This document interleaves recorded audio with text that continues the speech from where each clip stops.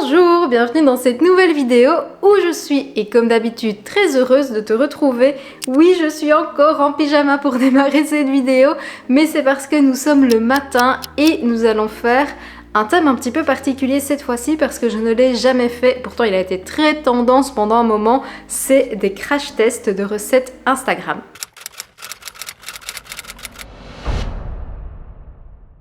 Pour t'expliquer un petit peu le principe, même si je pense qu'il est relativement évident, on va essayer aujourd'hui et dans les prochains jours d'ailleurs des recettes qui ont été tendances sur la plateforme et voir si elles sont réalisables, si ça ne part pas en gros fail et surtout si elles sont savoureuses. Donc si ça vaut vraiment le coup d'en faire une trend, est-ce que en gros ça valait la peine d'en faire tout ce fromage autour de ces recettes. Je te donnerai un avis bien entendu sincère et en fait l'idée de cette vidéo, bien que voilà on en a fait pas mal sur YouTube il y a quelques temps, m'est venue parce que en commentaire vous êtes assez nombreux et nombreuses à me dire que vous n'avez pas Instagram, donc je me suis dit que pour ceux et celles qui n'ont pas envie d'installer cette plateforme, j'allais faire venir un petit peu les tendances jusqu'à vous.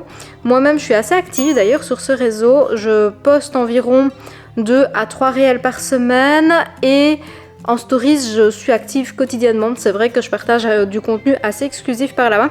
J'essaye vraiment d'ailleurs de différencier mes deux réseaux YouTube et Instagram parce que pour moi c'est très différent. Il y a vraiment un mood différent sur les deux réseaux. Bref, je vais pas trop m'égarer dans cette introduction. Je te propose qu'on teste directement une première recette. En réalité, je me suis fait un dossier avec quelques trucs que j'avais très envie de tester. Les trucs qui me semblent être un petit peu pépites, ou en tout cas les trucs qui m'ont interpellée. La première recette, et la raison pour laquelle je démarre cette vidéo en pyjama, est que c'est un café, mais un café un petit peu particulier, puisque c'est fait au blender avec de la glace. Enfin, c'est un mi-chemin entre de la mousse et une glace. Honnêtement, je sais pas du tout ce que ça va donner. Écoute, on va essayer. Petite précision avant de rentrer dans le vif du sujet, tous les réels que j'ai utilisés pour m'inspirer de cette vidéo ou pour reproduire les recettes sont dans la barre de description, comme ça tu peux toi-même les reproduire si jamais il s'avère que c'est la découverte du siècle. Et aussi parce qu'il y a une histoire de propriété intellectuelle, de droit d'auteur, tout ça. Dans mon blender, je viens placer 150 g de glaçons, 15 g de café instantané, donc c'est très important de prendre cette forme-là de café, du sucrant au choix, du brun, du blanc, ça s'était précisé dans la recette que tu pouvais prendre celui de ton choix, 150 ml d'eau froide et on blende le tout pendant 5 minutes.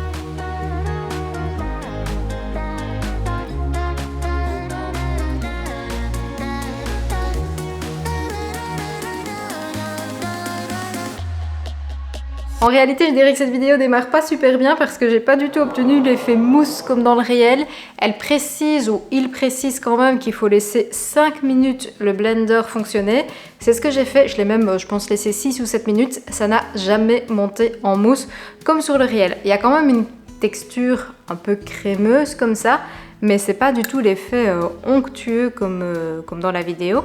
Maintenant, tu vois, ça a l'air quand même sympa, je sais pas du tout ce que ça va donner.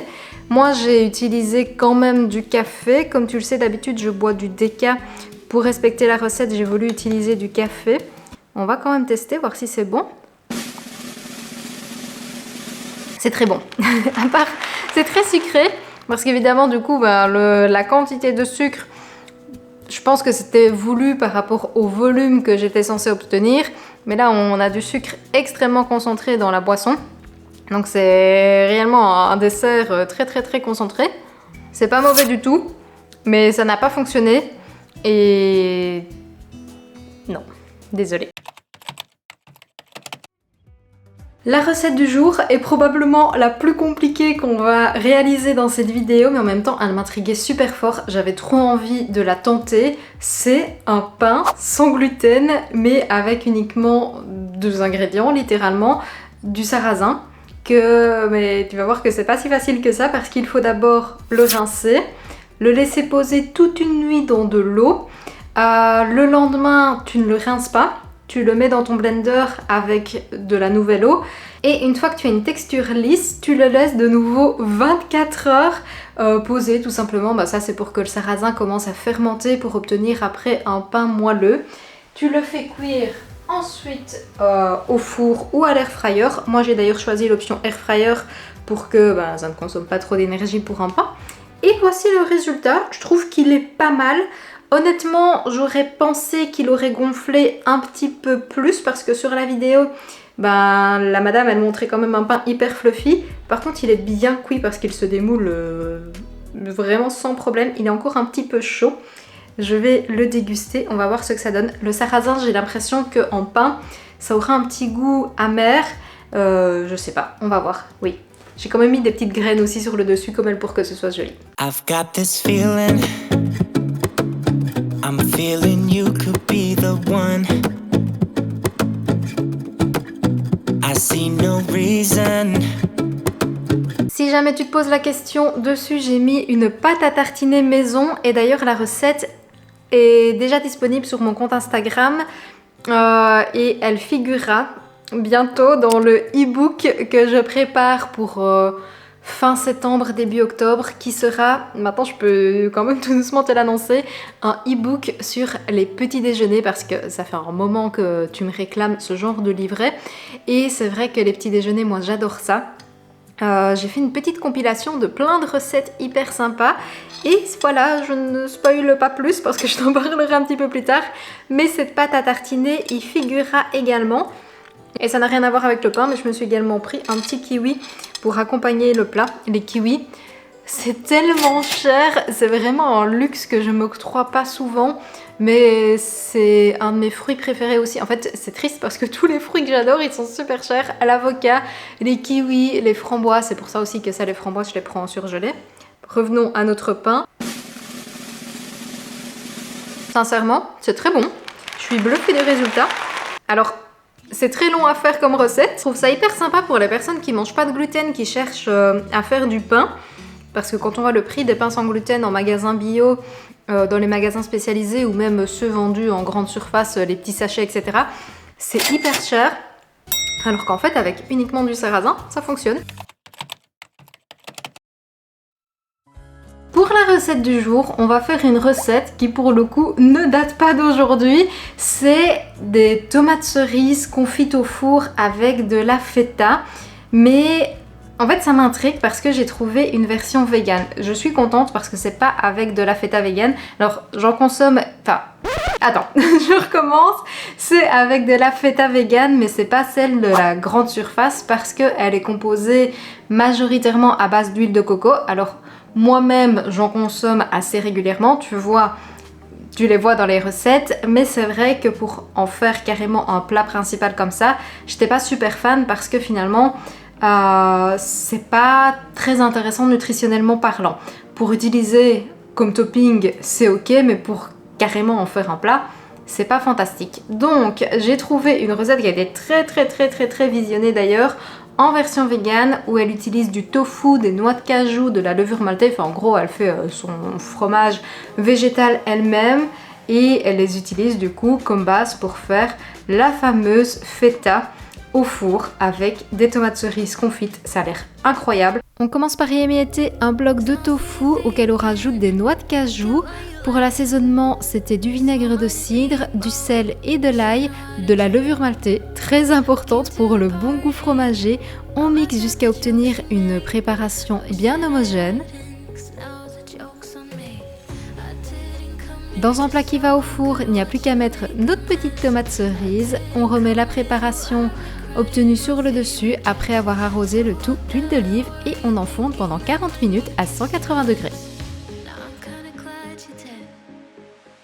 Je ne vais pas te mentir, je suis très dubitative du résultat. Bon, le tofu, c'est épicé en fait, ça fait pas du tout l'effet crémeux. Les petites tomates, ça par contre, ça a l'air très bon et je vais déguster ça avec une tranche du fameux pain de sarrasin. Ça, c'était une réussite. Ça marche pas du tout. J'espère qu'au moins c'est bon. On est sur un cadrage vraiment catastrophique. Ah, en plus, je fais des bêtises. Ah, y a rien qui va. Il n'a pas du tout le goût de feta. Ça se rapproche pas non plus de la feta végétale que je mange d'habitude. C'est un bon plat, c'est savoureux, mais c'est pas ce à quoi on s'attendait. Dans un bol, je viens mélanger du yaourt végétal avec du beurre de cacahuète. Je le place dans un récipient. Là, tu prends vraiment celui de ton choix. Je recouvre le tout de chocolat fondu et je n'ai plus qu'à pimper avec une magnifique pincée de sel. Vraiment, ça, ne l'oublie pas parce que c'est ce qui va faire toute la différence. Pour le goûter, pour tout te dire, il est déjà prêt, il m'attend au congélateur parce qu'il fallait s'y prendre un petit peu en avance. C'est quelque chose que j'ai vu énormément sur les réseaux, ça a été extrêmement la tendance. Moi j'ai un petit peu adapté la recette parce que j'achète pas les pots en yaourt en format individuel parce que ça coûte un petit peu plus cher et je trouve que niveau écologique c'est un peu moins bien, donc moi j'achète les grands pots. La seule chose que j'ai modifiée c'est que je l'ai mis dans un contenant qui... voilà, ça change pas grand chose en réalité, c'est juste un bol. Alors il fallait soit le mettre 10 minutes si tu voulais que la coque en chocolat soit croquante ou 1 heure si tu voulais vraiment un effet glacé. Moi je l'ai laissé 1 heure et du coup ça donne ça. Et pour tout dire... Ah ok, c'est un peu dur, je pense qu'1 heure c'est trop. Il fallait le laisser 30 minutes max. En réalité le cœur c'est moelleux mais voilà, l'extérieur c'est quand même un petit peu dur sous la dent.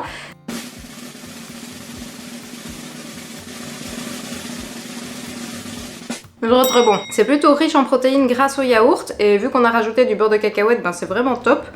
Et si tu veux une version encore plus riche en protéines, n'hésite pas à, plutôt que de mettre du beurre de cacahuète, à utiliser de la farine de cacahuète, voire carrément de la poudre de protéines. D'ailleurs, je profite du fait d'avoir parlé des poudres de protéines et de la farine de cacahuète pour te parler d'un sujet relativement important. J'ai travaillé pendant peut-être 1 an et demi avec le site Prozis, comme tu le sais, parce que j'en ai parlé énormément et je suis fan de leurs produits. Mais je ne vais plus te partager le code promo comme je le faisais avant sur mon compte Instagram et tu ne retrouveras plus le lien en barre d'infos, tout simplement parce qu'ils n'ont pas... Enfin, en fait, pour dire les choses clairement, pour une raison budgétaire, tout simplement parce que en termes de rémunération, je n'étais plus d'accord avec les budgets qu'ils me proposaient. Pour tout te dire, j'avais accès aux ventes qui étaient réalisées avec mon code promo. Voilà, je trouve que la rémunération que j'avais de la marque n'était pas équitable par rapport aux autres marques avec lesquelles je collabore. C'est pour ça que moi j'ai décidé de ne pas brader, entre guillemets. J'ai décidé de ne pas brader ce que je faisais et c'est pour ça que je ne partagerai plus le code. Maintenant, soyons honnêtes et transparents.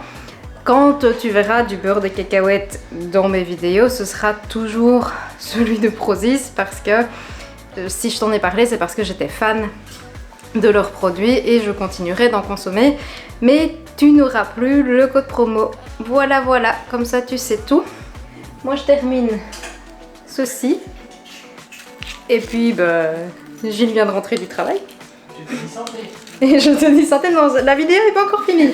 C'est après qu'on dit je te dis santé.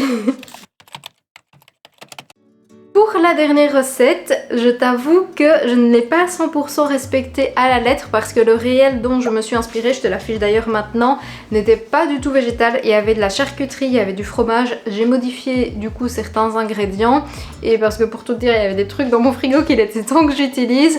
Mais l'essentiel est respecté. J'ai pris la forme, j'ai pris voilà la base de pesto, etc. Pour moi, c'est plutôt une recette d'apéro parce qu'il n'y a pas énormément de protéines, que ce soit d'ailleurs dans ma version ou dans celle de la dame, c'est plutôt riche en lipides, t'as quand même la pâte feuilletée, t'as quand même les pestos, il n'y a pas beaucoup de légumes. Je tartine les bords d'une pâte feuilletée de pesto, je garnis de tomates cerises et de champignons, un petit peu de fromage végétal et ensuite je viens couper le centre de ma pâte en forme un petit peu de soleil comme ça. Je n'ai plus qu'à enfourner le tout pendant 30 minutes à 180 degrés et regarde-moi cette merveille quand ça sort du four, c'est trop trop beau.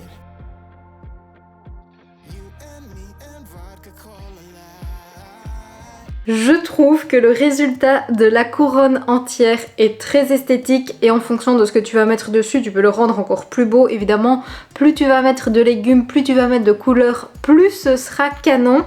Moi, je viens de me prendre une petite part pour tester. Ça a quand même plutôt bien gonflé. J'ai laissé la pâte feuilletée environ 20 minutes au four. Je vais essayer de goûter sans en mettre partout. Ah, en plus je fais des bêtises. C'est trop bon. C'est très gras. T'as la pâte feuilletée, t'as le pesto. T'as quand même le fromage végétal aussi qui est composé d'huile de coco. Désolée, je parle à la bouche pleine.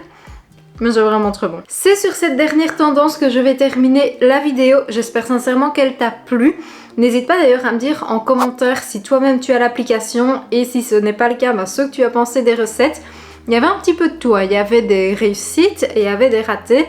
Le café, je pense, a été le plus gros flop de cette vidéo. Quoique la feta végétale au four, c'était pas fantastique non plus. Il y a eu de très belles découvertes. Le yaourt au congélateur avec la coque au chocolat, c'était très bon. Juste le temps à adapter, mais sinon c'était génial. La petite couronne aussi, vraiment à refaire quand on a des invités, c'est hyper esthétique. Bref, si ce contenu t'a plu, je compte sur toi pour me laisser un pouce bleu, t'abonner si jamais tu es nouveau ou nouvelle et que ça t'a plu. Pour rappel, je poste une vidéo tous les mercredis à 17 h et le dimanche à 18 h. Voilà, en attendant, comme d'habitude, prends soin de toi et sur ce, je te dis santé!